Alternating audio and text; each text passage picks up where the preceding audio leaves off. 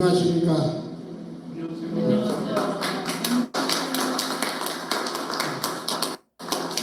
정말 더운데 오시느라 수고 많이 하셨습니다. 내 팔자가 어찌된 팔인지 나 정말 생각해도 좀 내가 이해가 안 됩니다.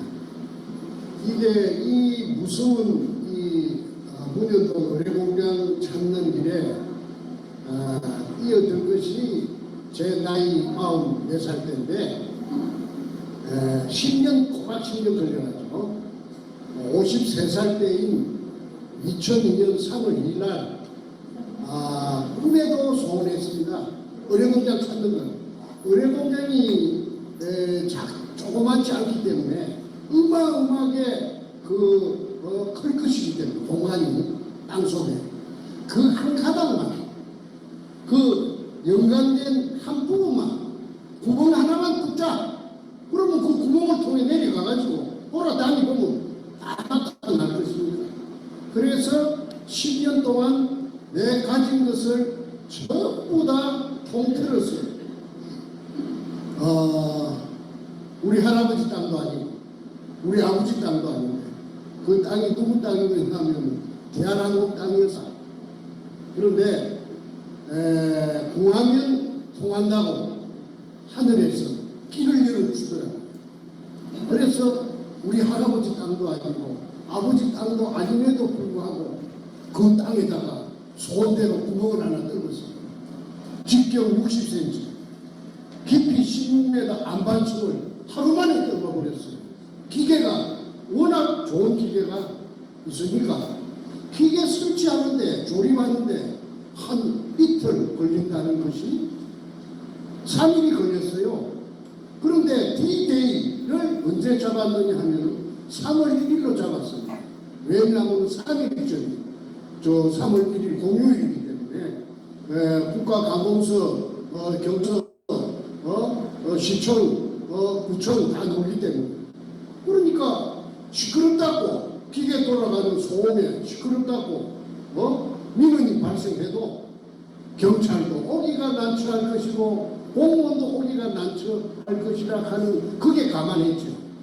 그래 그 새벽부터서 기계가 들어와가지고 조립을 해치는데 이틀 만에 조립이 다 되어버렸으면은 3월 1일 날 그냥 아침부터서 파버리면은 오후 한 5시경에 그냥 다 완성이 된다. 한두 시간만 하면은 완성이 된다. 왜 그러느냐 하면은 땅 속에 숨어 있는 그 불을 찾아내거든요. 그 MRI 같은 기계가. 그 기계가 한국에 들어온 지 불과 한 두세 달 됐을 적에 그 기계가 있는 걸 알았습니다. 그 기계가 어디 있느냐 하면은 대전의 배재대학이라고 대전 유성이 있어요. 그 배재대학교가 그 하와이의 그 기독교 교민들하고 자매 결연이 돼가 있대요. 그 이승만 대통령이 만든 학교가 배재학당 아닙니까? 그래서 그 좋은 기계가 들어오면은 세상에 나오면은 그 교민들이 기독교에서 사가지고 그 배재학당에 원조를 해줍니다. 그래서 그 기계가 저 영주 부석사 무량수증 그 찾는데 동원된 걸 텔레비를 보고 제가 알았어요. 이야 저런 기계가 있구나. 저 기계 같은 거 내가 의뢰공장 찾는데 저 굉장한 소용이 되겠구나. 그래서 그 교수를 찾아가서 했더니 굴이 존재한다면은 대강 몇 메타에 존재한다고 보느냐 저한테 물어요. 그래서 바닷물의 그 조수 간만의 차이를 감안하면은 20m 지하 20m에 존재한다. 꼭 본다 했더니 그러면은 모래밭도 아니고 흙밭도 아니고 안반층이라면은 20m 안에 그 굴이 존재한다면은 100% 찾을 수가 있다. 99.9가 아니고 100% 찾아줄 수가 있다. 그 비용은 얼마 주면 되느냐 했더니 300만 원을 우체국에 계좌를 적어주면서 자동 이체시키면은 입금이 되면은 자기가 조수를 데리고 부산 현장에 가서 한번 답사를 하고 또 잡아가지고 기계가 오면은 한 2시간만 작업을 하면은 그 굴의 여부를 있다 없다 여부를 엑스처럼 MRI처럼 그 컴퓨터가 찾아낸다. 그러니까 컴퓨터가 찾아내니까 그거는 거짓말이 없다. 아니 그래서 300만 원을 어렵게 구해가지고 그래가지고 줬더니 뭐 말하던 그대로 됐어요. 그런데 그 며칠 후에 그 서울의 충무로의 대한극장 앞에 만나자고 해서 갔더니 그 데이터를 주는데 컴퓨터가 찾은 데이터를 주는데 땅속에 낯선 굴이 하나 잡힌 겁니다. 18m. 아니 18m가 아니고 16m예요. 모든 굴은 바닥을 기준으로 하는 것이 아니고 천장을 기준으로 합니다. 지상으로부터. 근데 16m 밑에 굴이 딱 낯선 굴이 나타난 겁니다. 그러면 낯선 굴이라는 것은 뭘 의미하느냐 하면은 일본 의뢰공장의 한 가닥을 의미합니다. 저 안에 있어서. 제가 그 박정희 대통령 이발사에게 돈을 투자해가지고 계속 해 나왔기 때문에 그 근처에 대해서 내가 알거든. 기본 상식이 완전히 습득대가 있으니까 이거 일본 의뢰공장이 맞다. 그 다음에 이제 그 구경을 떨어야 됩니다. 그래서 이제 그 땅 주인이 하늘에서 아까 저한테 기회를 준다고 했던 것처럼 97년도에 IMF가 왔어요. 그래가지고 이 재벌들의 군살빼기, 그걸 어려운 말로 말하면은 BIS, 자기 자본 비율 맞추는 겁니다. 은행에 빚을 갖고 군살빼기, 쓸데없는 재산을 빨리빨리 팔아라. 그래가지고 그 땅 약 500평이 대한항공이 가지고 있다가 민간업자, 권업자, 건축 폐기물 처리업자, 그게 정확한 표현. 처리업자 두 놈에게 공동으로 평당 80만 원씩에 팔려버렸어요. 그래서 이제 그러면 그 다음부터 제가 불안합니다. 마음이 불안합니다. 왜냐하면은 이 민간업자들이 이 제가 알고 있는 학습이 된 정보를 조금이라도 캐치했다면은 자기 땅에 자기 파버리고 나는 10년 세월에 닭 쫓던 게 개꼴이 되지. 닭 쫓던 개꼴이 되지. 그래서 안절부절하고 있는데, 그러니까 만나가지고.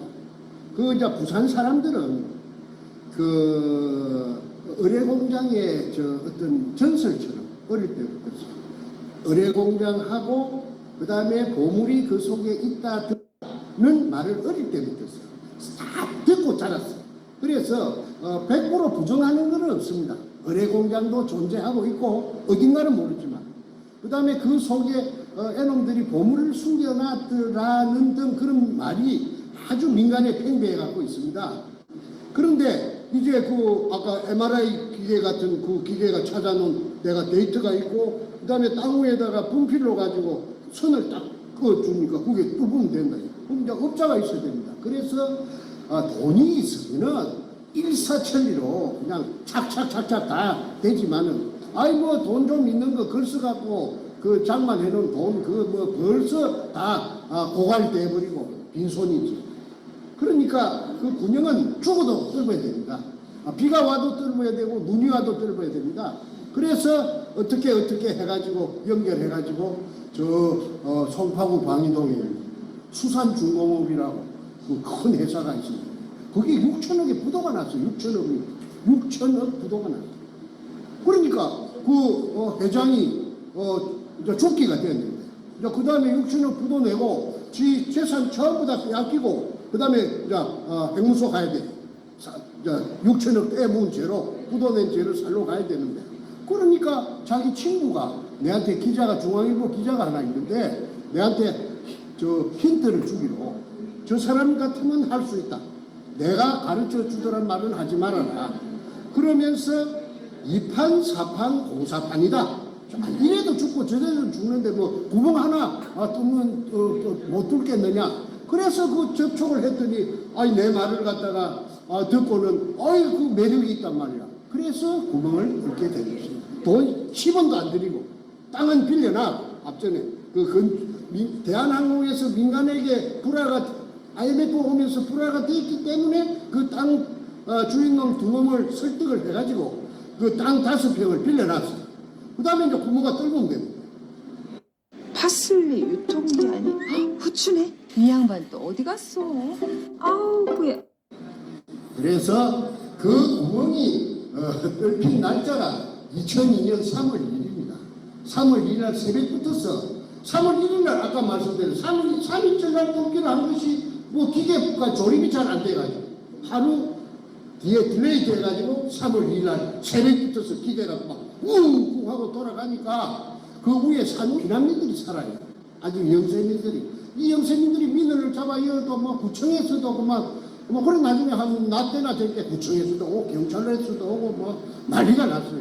그래도 기계를 갖다가 중단시킬 수는 없죠. 기계가 그 미리 딱 그 기계 기사들을 훈련을 시켜가지고 누가 그냥 뭐라 해도 그냥 아무 그 기계 끄지 말고 막 계속 돌리라. 모든 책임은 내가 다 지구만. 그래가지고 그 사람들이 저 공무원들이 오면 영장 갖고 온나 아마 구속을 시키려고 하면 구속을 시키고 배째라지 배째라. 그래가지고 오후 5시경에 아무도 예측 못하는 일이 일어났어요. 왜 그러냐면 땅속으로 기계가 이렇게 땅속을 헤비면서 깊이 들어갈수록 소리가 차츰차츰 좀 작아졌지. 그래갖고 막판에 16m 근처에 가서 딱 숨어있는 굴하고 연결이 되는 순간에 물 기둥이 지상으로 막 차고 올라갔는데 그러니까 16m 올라오고 또 지상에서부터 17m 그러면은 합계 33m를 한 3시간 반 뿜었습니다. 자, 여러분 한번 생각해 보십시오. 직경 60cm 길거리에 가면 맨홀 뚜껑, 한국에 길거리가 맨홀 뚜껑만한 그 구멍을 통해서 3시간 반을 물이 17m 높이로 뿜었다라는 사실은 한반도가 생기고 나서 한 번도 없었던 일이에요. 물론 뭐 수도관이 겨울철에 터져가지고 이 조그마한 물줄기가 솟는 거는 뭐 흔히 길거리를 지나다니다가 봤지만은 아니 직경 60cm 거기에서 지상으로 17m를 16m 올라오고 또 17m를 해가지고 그 다음에 3시간 반을 그 물의 그 수압은 굉장했습니다. 예를 들어서 한 500kg짜리 소를 한 마리 얹어놔도 소도 공중으로 타고 올라갈 정도로 힘이 셌어요. 그럼 물이 뿜었다라는 사실은 수압이 있다는 것입니다. 수압은 뭐냐? 큰 공간 안에 물이 가득 채여 있다가 거기 작은 구멍이 하나 뚫히니까 아까 제가 뚫은 구멍입니다. 그러니까 수압을 견디지 못하고 쫙 올라가. 그거는 자연 물리 현상으로 거짓말이 없습니다. 그거는 그야말로 깨가 많은 인간들이 조작할 수 있는 깨를 부릴 수 있는 그런 부분이 아닙니다. 거기 가장 의뢰공장이 있다는 핵심적인 의뢰공장이 있다는 사실을 뒷받침해주는 핵심적인 증거 자료인데 그것이 나는 사진 찍고 뭐 이런 것만 성격이 아니라서 그거 잘 못하는데 배신자 나를 따라 그 일을 단 둘이서 했는데 김성태라는 그 삼천포 출신에 또 항소많은 새끼가 있어요. 김성태라고 그 도둑놈이에요. 사진 찍는 게 취미라 항상 카메라를 막 잘 때도 갖고 자는가 몰라도 그걸 사진을 탁 찍어놨어요. 물이 뿜는 사진을. 그러니까 그때 그놈이 찍어놓은 사진이 제 손에 있습니다.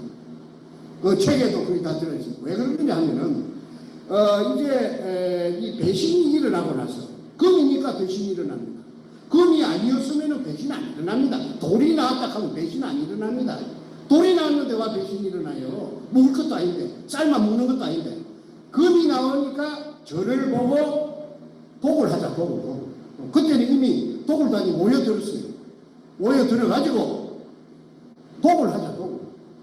왜 나라에 신고해서 세금을 왕창 뜯기건데 줄 것이냐. 그리고 새파리, 똥파리, 온유월에 온갖 파리들이 날라들으면은 형님이 어떻게 그걸 감당하려고 하느냐.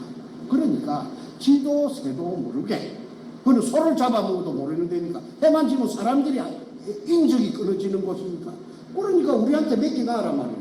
그러면은 하루 저녁에 500kg씩 건져 올려가지고 야금야금하게 검은 현찰 박치기다. 그러니까 두목이 그때 나타났는데 백준엄이라고. 그 백준엄의 친척이 종로 5가에 금도매상이 있대요. 그렇게 금이라는 건 애상배가 없답니다. 그러니까 거기서 뭐 밀매를 하다 시켜서 제가 호통을 쳤습니다. 저는 그 아까 양력 소개할 때 저는 에듀케이션 영어 발음이 안 좋습니다. 교육자입니다. 교육자. 전문 교사가 되겠다고 교육학을 전문적으로 교육받은 사람입니다. 그리고 문교부 장관이 준 자격증이 있어요. 아무나 선생하는 게 아니에요. 그러면은 제가 그 뭐 도덕군자인 채 해서가 아니고 우리 집안에 도둑놈이 없어요. 도둑질 아무나 하는 게 아닙니다. 도둑질을 해본 놈이 하고 고기도 맛있는데 많이 먹어본 놈이 잘 먹는다고 도둑질을 해본 놈은 한 분 하고 두 분 하면 쾌감을 느껴가지고 짜릿짜릿 아마 그런 게 있는 모양일 겁니다. 노름제이는 노름제이 그 쪼는 재미로 이 내하수체가 뇌에 무슨 뭐 분비물이 되는 무슨 물질이 나오는데 그게 막 아주 그냥 짜릿짜릿하게 그 재미 쾌락을 느낀다. 범죄자들은 다 그렇답니다. 그런데 나는 도둑놈이 아니거든. 그러고 나는 아들 하나가 있고 딸 하나가 있는데 내 각시도 선생이고 부부교사를 했습니다. 내 교대 내 3년 후배입니다. 그 다음에 내 아들은 그때 서울법대 2학년이고 딸도 법대 나중에 결국은 이화여대에 가서 둘이 다 지금 변호사를 하고 있습니다. 수도권에서.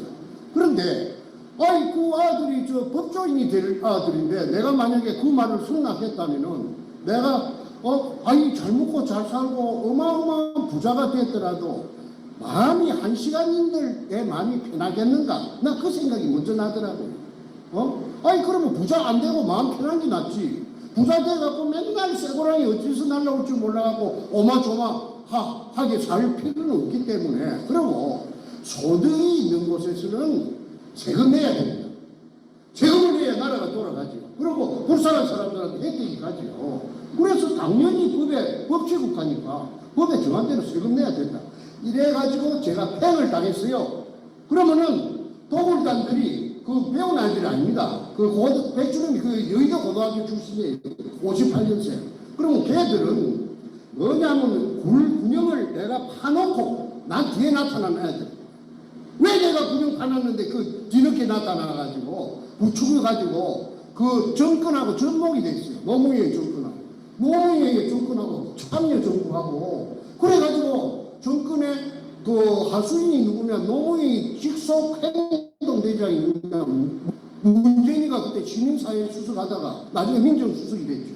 민정수석은요 경찰력, 검찰력 공권력을 다 거머쥐고 있습니다. 지 마음대로 조정합니다.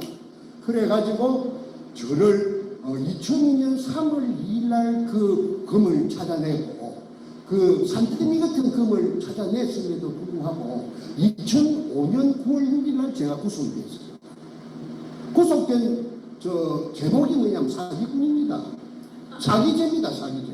그러면 내가 사기죄 전과가 하나도 없는데 사기도 쳐본 놈이 처음이지 처음으로 생전 처음 치는 놈이 그러고 금이 나왔을 게 나왔다 그제 안 나왔는데 금이 나왔다 해갖고 내가 얻을 게 무엇이 있습니까? 그런데 사기죄는 걸리기는 어찌 걸리느냐 하면 들어저가 없으니까 내 똘마니 아까 3천분 넣은 그 놈이 여기저기서 돈 구하는 선수라요. 여기저기서 10배 준다고 1억 태우면은 나중에 성공하면 10억 준다고 이래갖고 내 써준 죄는 있어요. 그런데 그게 전체 토탈 액수가 2억 1,500만 원입니다. 공소장이 공소장이 그러면 뻥튀기 죄가 있는데 그것만 따질 필요도 없이 2억 1,000 얼마를 가지고 제가 징역을 36개월 3년을 받았고 검사를 못하자니 송곳이 저만큼 검사 책상 위에 필동에 있던데 내를 살인범 그런 사람으로 보지 마십시오. 죽여도 분이 안 풀리죠. 먹물로 터져 버리려고 그랬어요. 그런데 앞전에도 댓글에 무슨 방송에서 그런 흉측한 말을 하느냐. 그 사람들은요 이 내막을 모르고 지 입장에서 하는 말입니다. 사람 하나 죽이고 살리는 게 문제입니까? 나라가 지금 이 모양 요 꼴이 됐는데 그래서 내가 검사 앞에서 대질신문을 하면서 그 58년 10살 적은 놈을 검사 앞에서 들고 패는 그런 사례도 아마 대한민국에 없을 겁니다. 그래서 어쨌든 쌈키는 대로 쌈키 44고 팬거 그것까지 합해갖고 36개월 플러스 3년이니까 플러스 8개월 1년 받았는데 4개월 깎아주더라고요. 항소심에서. 그래서 44개월 꼬박 징역을 살고 나왔습니다.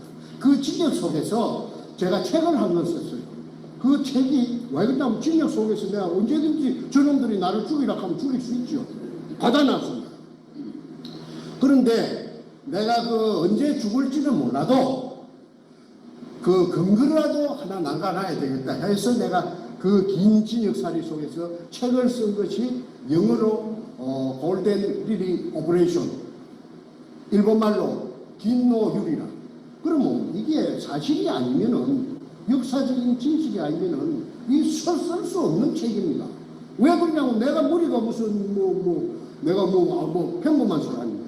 그러면 지어낼 수가 없죠. 사람 이름이 다 들어갑니다. 그래서 거기에서 특히 사안이 뭐냐면은 의뢰 공장에 급이 나왔다는 거. 그 이전에 미국 CIA하고 내하고 같이 3년 동안 같이 했다는 사실. CIA 누구느냐면 극동 담당 책임자 리차드 P. 롤리스라고 있습니다. 그 사람은 내가 5번 만날 때까지 한국말을 하는 줄도 몰랐습니다. 5번 딱 만나니까 한국말 하더라고. 내보다 더 한국말 더 잘하더라고. 나는 경상도 사투리가 아주 투박하고 한데 전부 100% 커뮤니케이션 한국말로. 그래 어째 그래 한국말 잘해요 하니까 이게 부산문연도 이거 찾으려고 아버지 부시 대통령 때 부시 대통령이 그 CIA 국장 출신이라 하대. CIA 그 국장 할 적에 자기가 내보다 한 30살 많아요. 리차드 로리스가. 그래가지고 이게 특수 임무를 부여받은 게 의뢰 공장 속에 중국 보물이 이 속에 딱 들어차져 있다. 그걸 찾아내야 된다. 이래서 동북아시아만 뺑뺑 돌아갑니다. 한국말은 그 큰 덩치가 2m는 인물도 잘생겼습니다. 근데 그 사람들이 지금 텍사스에 살고 있다. 그 팀, 내하고 계약한 팀들이 어마어마한 부자가 돼가지고 큰 회사를 경영하는 회장이 돼가 있답니다. 근데 그 오야분이 누구냐 하면은 키신저입니다. 헨리 키신저. 그거는 내가 헨리 키신저라고 하는 말을 내가 들었기 때문에 헨리 키신저라고 말하고 글로벌 리스트인지 알루미나타인지 그 다음에 프리메이션인지 그때는 그런 개념이 나는 전혀 관심도 없고 나 생소하기 때문에 내가 전혀 그거 모릅니다. 뒤에 알고 보니까 그렇더라고요. 그리고 미국 뉴욕의 그 무역센터 거기 터져요. 그런 일이 왜 일어납니까? 그래가지고 그걸 핑계로 해서 리차드 로리스가 내한테 1년간 딜레이 하자. 연기하는데 좀 동의해달라. 그래서 내가 끌려가나 50-50으로 갈랐으면은 당관했으니까 당신이 손 떼라. 내가 그런 배짱은 내가 비록 국민학교 선생님밖에 안 되지만은 내가 그런 거는 단호합니다. 내가 그 아무리 그 덩치가 세고 힘이 있어도 내가 한 번도 항복해 본 적도 없고 빌부터 본 적도 없고 본 적도 내가 없는 사람입니다. 너무 이때가 한 번도 고개 숙이 본 적이 없습니다. 국민학교 선생을 우리 부모가 시기 좋고 교육대학교 보내준 우리 부모가 보내줬지 누가 보내줬습니까? 자, 그래서 미국은 손을 떼기 만들고 50이 미국 몫으로 가야 되는데 9.11 핑계로 해서 1년간 딜레이 해달라고 하는 것을 내가 해약을 갖다가 원천무효로 시키고 그 다음에 100%를 전부 다 한국에 찾아내면 한국에 전부 몫이 되도록 한 거 아닙니까? 그런 애국자가 어디 있습니까? 내 자아자찬하는 게 아니고 그게 만약에 사실이라고 하면 미국으로 50%가 가야 될 때 내가 못 가게 내가 배짱을 가지고 내가 튕가내버렸습니까? 내가 보증 20만 원도 없으면서도 내가 그런 배짱이 있어요. 그래서 내가 그런 과정이 있었기 때문에 그 다음 해인 2002년 3월 2일 날 그런 혼자 독자적으로 찾아낼 수 있는 그런 엄청난 개가를 올리게 됩니다. 만세입니다. 그런데 이거 똑바치고 있었던 것처럼 배신이 일어나고 도굴단들이 모여 들어가고 국가에서 또 허가내 놓은 것처럼 허가 받은 것처럼 그러니까 뭐 지혜법거리라고 하나 이 도둑놈들이 설치고 땅 주민들을 끌어들이고 난리굿을 칩니다. 이거 내가 멍청해갖고 이게 무슨 이런 일이 있는가.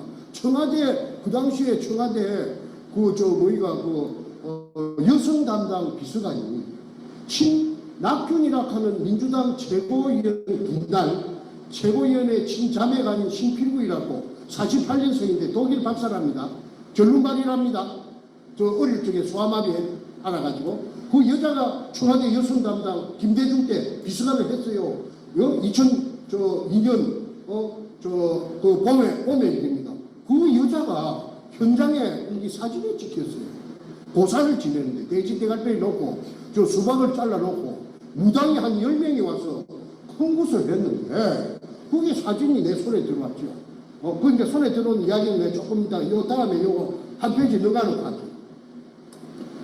이래가지고 왜 그러면 그 여자를 칸보이 갖고 온 놈이 한 놈 있는데 그게 그 당시에 서울경찰청 차장 김기현이라는 선수예요.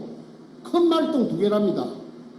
사복 양복 입고 왔는데 그러면 그러한 사실이 어떻게 내 귀에까지 들어왔느냐 하면 그 두목 백주는 그 몰려온 인부들을 비롯한 여러 구경꾼에게 저거는 청와대에서 내려온 저 여자는 신필규이라는 청와대 여성 담당 비서관이다. 김대중이 비서관이다. 그 다음에 그 남자는 한보해갖고 서울경찰청 차장 김한계다 하고 막 떠들었어요. 그래 떠드는 거는 효과음을 보려고. 왜 그러냐면 나라에서 자기를 이게 범죄가 아니고 국가에서 자기를 보호해준다. 허가를 떳떳한 것이다. 정충재는 폐행당했다. 이래갖고 선전을 하니까 내 행정관 두꺼지 찾아가 따라 붙었다. 도굴단에.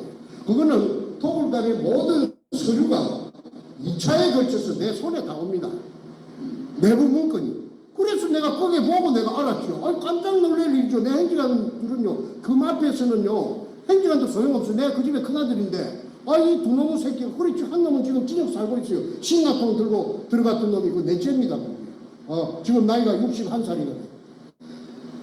이야기를 앞전에 그 방송 태평 TV에서 여러 번 했기 때문에 세세한 그런 이야기를 안 하겠습니다.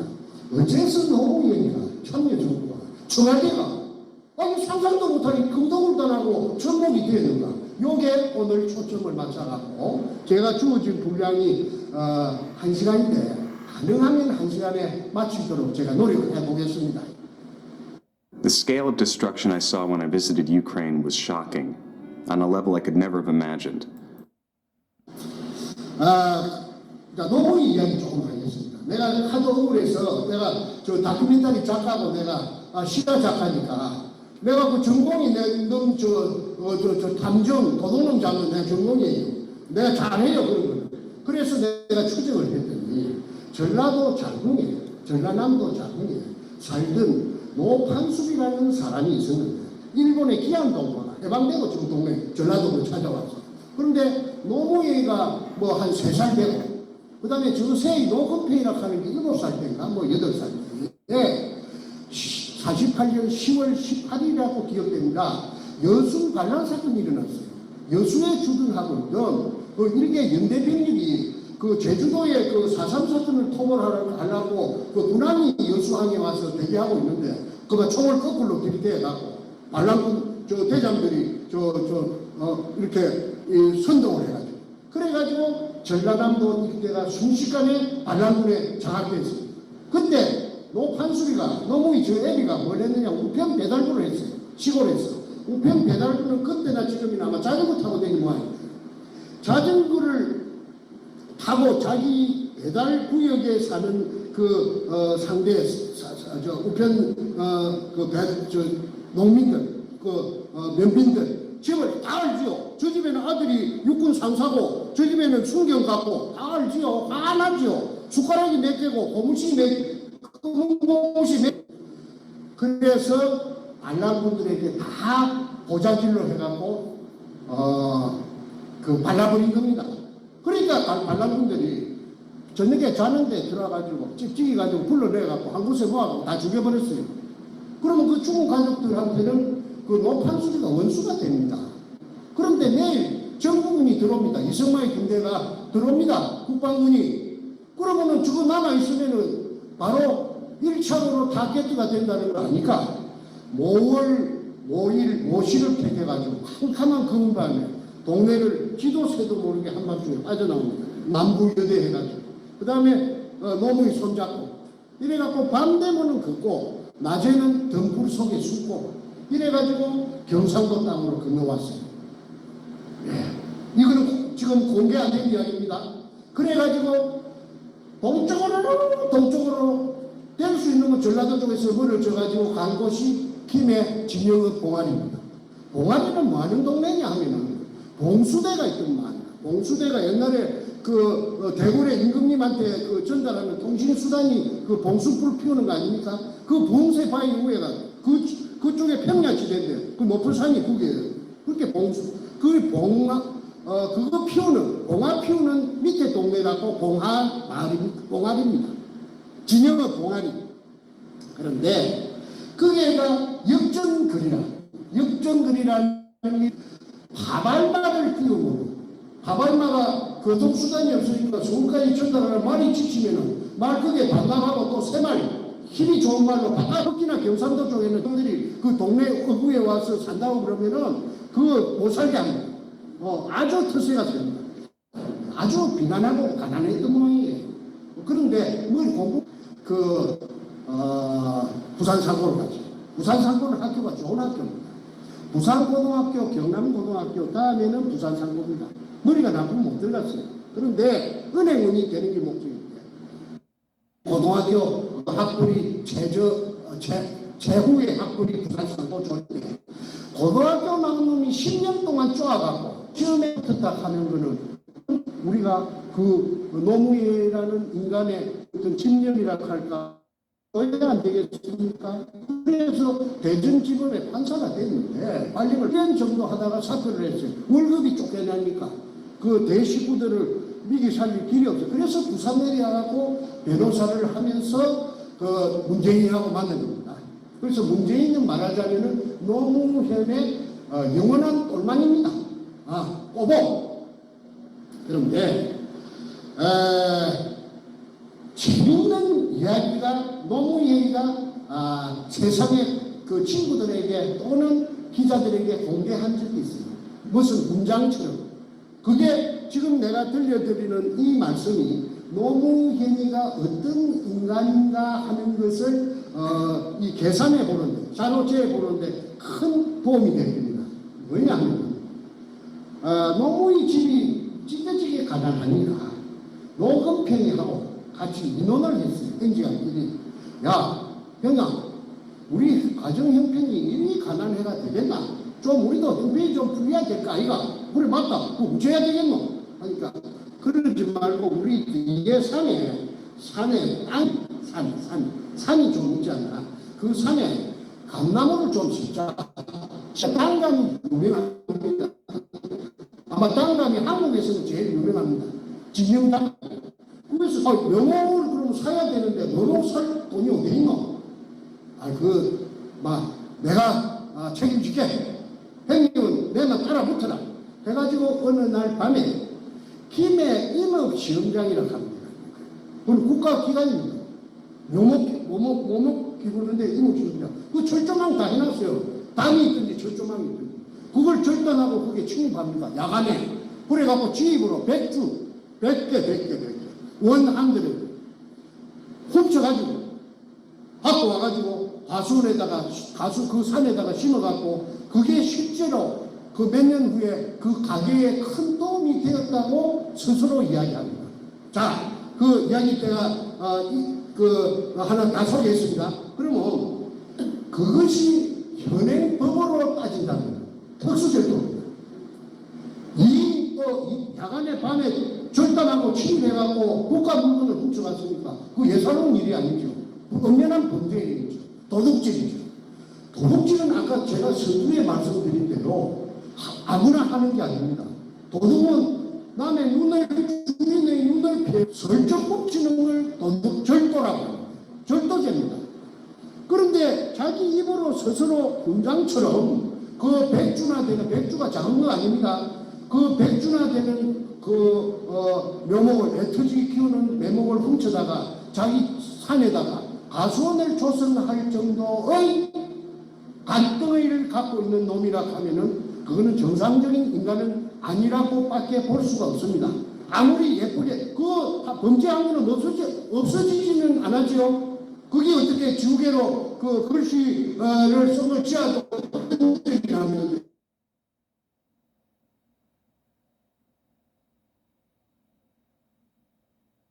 캐치를 했습니다. 그 인터넷에 지금 내 전화기 속에 있습니다. 그 작은 이야기가 뭘 의미하느냐 하면은 문재인이라 아니 노무현이라 하는 그 작자의 아이덴티티 정체성을 나타낸다고 저는 여러분에게 소개를 드립니다. 이 방송이 지금 전 세계 나가는 거니까 내가 거짓말하면 안 되지요. 내가 책임질 만한 이야기하죠. 그런데 작은 뱃살 버릇이 여든까지 간다. 우리 한국에서 한국인의 피를 받아갖고 성장한 사람들이라면은 전부 그 말을 세살 버릇 여든까지 간다는 거 모르는 사람은 없을 테고, 하늘 도둑이 소도둑 된다. 그 틀림없죠. 열어가지고 기라바지가도 도둑놈들하고 쥐도 너 커서 큰 도둑놈 조세영이 같은 거 그런 거 돼. 그런 부모는 아마 저는 없을 것이라고 봅니다. 그런데 도덕은 타고납니다. 그래서 그 새끼가 도둑놈이 그 판사가 되고 또 변호사가 되어갖고 내가 다큐멘터리 작가로서 실화 작가로서 내가 스스로 찾아내가지고 그 정보를 찾아내갖고 발로 갖고 뛰다니면서 동쪽 서쪽 남쪽으로 뛰다니면서 박정희 대통령 이발사를 만났고 그 이발사가 그 이전에 그서 운영을 하고 있는데 내가 그게 돈을 3억을 투자를 해가지고 100분의 10을 받고. 근데 그 사람은 영 희망이 없어요. 그 사람 하는 짓이 틀려먹었어요. 무식해서. 그래서 내가 독자적으로 대한항공 땅에다가 그게 IMF 97년도 IMF 오는 바람에 5평을 빌려가지고 구멍을 뚫어서 그 구멍이 뚫리면은 금구녕이라 일본 글자 세자가 찍기가 있는 이등추 일본말로 이또주라 하는 그 글자가 찍혀가 있는 향토색 마다리 속에 중국에서 돈처럼 쓰던 50g짜리, 250g짜리, 500g짜리 금화가 아니고 금편이 잠수함 26척에 실려가지고 잠수함 26척에 실려갖고 1차 왔다는 말을 내 리차드 로리스한테 들었어요. 미국 CIA가 장난하는 데 아닙니다. 세계에서 최고의 정보망을 갖고 있고 그 사람들은 내가 한 3년 겪어보니까 그 사람들은 어lum한 사람들이 아니라 빈틈이 깨미 군형만큼도 빈틈이 없는 사람들이에요. 아주 친해요. 사람 말을 믿고 그래 믿어줄게 그거 아닙니다. 자기네들이 전부 그 말을 또 검증을 해요. 이 말이 틀리는 말인가 맞는 말인가를 사치 검증하는 것이 미국이라 하는 걸 내가 그때 세상에서 처음 겪어본 그 미국 CIA를 통해서 그래서 CIA를 내가 팀간해버렸어요. 그래서 했는데 그 다음 도둑놈이 나타난 것이 한국의 대통령이 도둑놈이 돼가지고 그놈이 쉽게 말해서 이인규라는 대검 중수부장한테 붙들려 갔다가 와서 돌통이 날산지 보니까 꼬롱이 나는 게 시간 문제니까 그날 저녁에 그만 저거 똘마이 문재인이가 그만 없애버려요. 그걸 일컬어서 도마뱀 꼬리 자르기 일환이라고 제가 진작에 붙어서 책에 썼습니다. 아까 김노율이 골든리리 오퍼레이션 내가 그거 썼습니다. 문재인이 하고 너무 이름을 바로 받았습니다. 그래서 문재인한테 그 책을 전달해 줬습니다. 내가 직접 준 게 아니라 직접 전달해 줄 수 있는 사람에게 줘갖고 전달됐다는 걸 확인했습니다. 그런데 그 외에도 내가 쓴 글을 무시무시한 글을 전달해도 저놈은 대응하지 않습니다. 나에게 대응하라. 우통 벗고 좀 나서줘라. 나를 좀 잡아 이어주라. 하는 그런 판을 크게 벌이라고. 오프닝 장에서 무대에서 이렇게 홀링한 겁니다. 올라와. 이 국민들을 보는 데서 니캉 한번 맞짱을 한번 뜨자. 내가 할 수 있는 건 그거밖에 없습니다. 절대 의해주지 않게. 노 코멘트라 하고 뒷구녕에서 뭐라 하느냐 하면은 가짜 뉴스. 여러분, 우리 양산집에 금이 200톤 숨겨져 있답니다. 그거 정말이면 참 좋겠죠? 젊은이들 일자리를 만들 수 있을 테니까요. 이런 식으로 영촌스럽게 말을 돌려가지고 눈도 끔찍 안 하고 그냥 거짓말로 쳐발라가지고 그래서 이 우리 대한민국 국민들은 순진해서 그런 거지. 그 말을 또 혼이 들어요. 그런데 오직해야 제 아버지도 같고 어머니도 같은 제 행지가 있어요. 형님한테도 못 오고 이것도 아니고 그쪽에서 또 팽이가 있어요. 돈만 조금 보고 돈 맛을 조금은 봤답니다. 있는데 오직해야 저 세상에 알리려고 신라통을 가고 문재인의 그 사상 지역구 사무실에 들어가서 인지급을 벌렸겠습니다. 그거는 도로로 난 그 유리창을 깨고 준비해 갖고 가는 그 프레임카드를 세로로 붙였는데 그게 인터넷에 나옵니다. 지금도 나옵니다. 문현동 금도구리 종착지 노무현을 아니 문재인을 즉각 구속 수사하라. 그거 나옵니다. 전국에 오전 10시부터서 밤 12시까지 계속 모든 방송이 전부 이것만 했습니다. 그래서 모르는 사람이 없는데 저런 게 어디 있어. 저 문재인이가 그러지 않아. 가짜뉴스라고 정신병자나 봐. 그래서 형님도 정신병자가 되고 또 넷째 우리 집에 정승재 넷째도 정신병자입니다. 정신병자는 그냥 몰아버려요.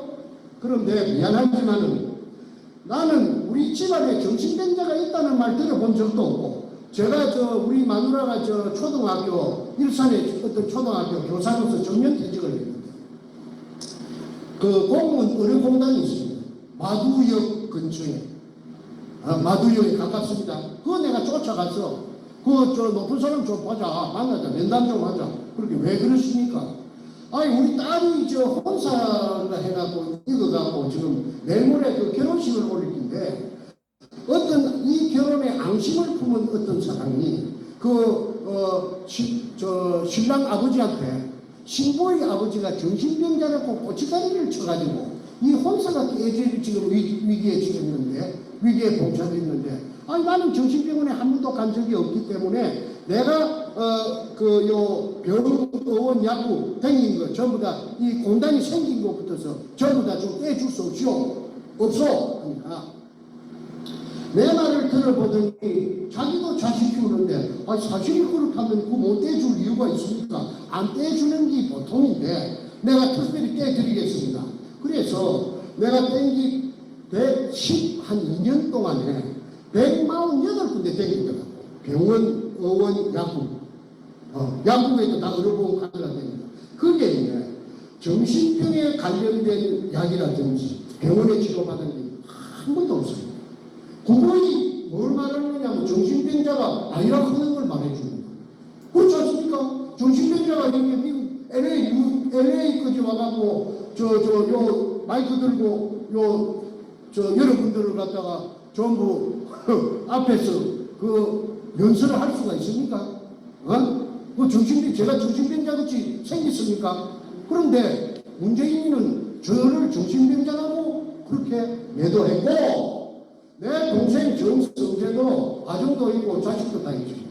그 젊을 때 권투 선수입니다. 서울에서. 내가 권투를 내가 시켰지. 그것도 정신병자. 그래서 저놈이 그랬는데 내가 억울해서 이거 저녁에 자다가 하면서 일어나면은 멍청해하고 잠을 못 잡니다. 그 이야기를 어떻게 전부 전달할 수가 있겠습니까? 자나 깨나 앉으나 서나 제의 오직 하나의 내가 올해 나이가 지금 한국 나이로 71살이고 내가 사실은 48년생입니다. 호적에 49년대. 아니 그런데 나는 이것밖에 없습니다. 왜 이걸 부자가 되고 안 되고 그 부자가 되고 안 되고 문제가 아니고 이 식구들 다 죽여요.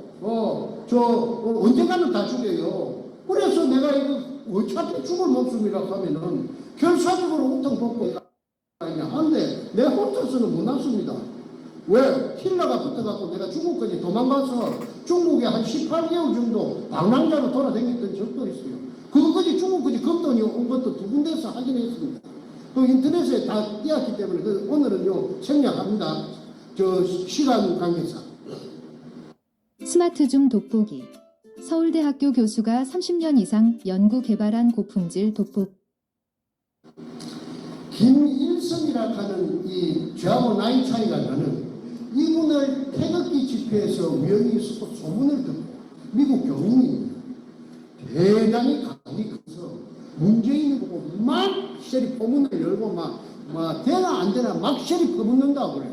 그래서 도대체 그러면 간띠미가 그 배 밖에 나왔는가 보다 한번 가보자 해서 들어보니까 가당찮더라고. 그래서 내가 이 사람을 콜링을 했어요. 콜링 만나자고. 이래가지고 만나가지고 이야기를 하니까 한국 사람들은 두 가지 부류로 나눕니다. 이 이야기를 합니다. 아이고 저는 무승을 안 할래요. 무승을 떠가야지요. 그 자료를 좀 주세요. 그러고 난 뒤로 전문가들을 내한테 붙이더라고. 지질학자, 박사. 그 지질학에 대해서는 이태리가 또 좀 말개나 하는 건데 이태리에서 박사학위 받은 사람은 내한테 붙여갖고 나를 검증을 하고 또 무슨 전문가를 붙이고 무슨 전문가를 6달 걸렸습니다. 6달. 작년 12월부터 금년 5월 말까지. 이래가지고 나는 이제 김이 새해가지고 김이 빠져붙는가 보다. 저 사람 이제 이거 뭐 큰 소리만 치더니 헛방이 같다. 자꾸 또 새끼들 그렇지 보채는 것 같지. 어떻게 되는 거야? 할 거야 안 할 거야? 할 수도 없고. 숨이 막힐 지경인데 이거 도망가려고 해야 도망갈 데도 없고. 내가 죄 지은 게